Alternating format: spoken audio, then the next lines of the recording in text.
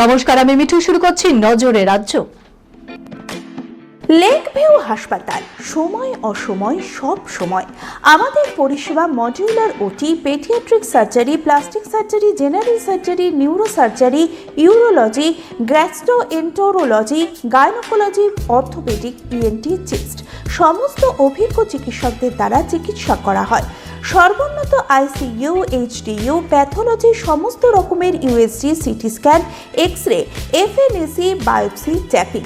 শুধুমাত্র আমরাই পারি স্বল্প মূল্যে অত্যাধুনিক প্রযুক্তির চিকিৎসা, কলকাতা ও হায়দ্রাবাদের বিশেষজ্ঞ চিকিৎসকদের সুপরামর্শ, নিজস্ব ফার্মাসিতে 20% ছাড়ে ওষুধ, প্রতি রবিবার প্রসূতি মায়েদের বিনামূল্যে ইউএসজি পরিষেবা।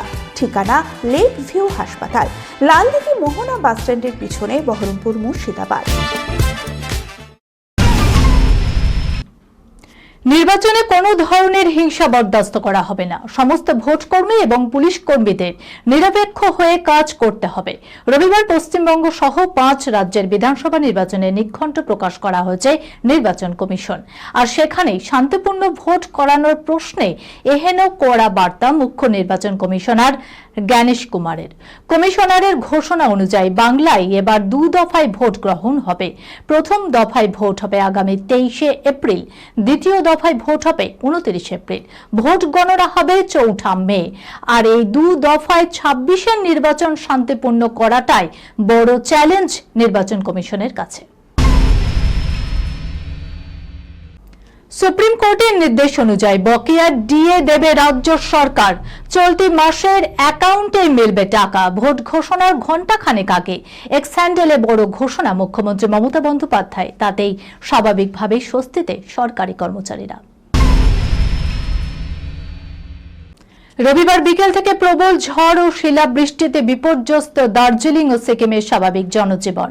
বিপাকে পড়েছেন কয়েক হাজার পর্যটক। সিকিমের বিস্তীর্ণ এলাকায় গাছ উপড়ে অবরুদ্ধ হয়ে পড়েছে সড়ক। গাছে চাপা পড়ে বিধ্বস্ত হয়েছে একাধিক গাড়ি ও বাড়ি। বিদ্যুৎ বিচ্ছিন্ন বিভিন্ন শহর ও গ্রাম। সন্ধ্যা নামতেই অন্ধকারে তলিয়ে যায় গোটা এলাকা। দার্জিলিং শহর ও আশেপাশের এলাকায় বরফের চাদরের মতো শিলার আস্তরণ ঢেকে যায়। একই পরিস্থিতি ছিল সিকিমের।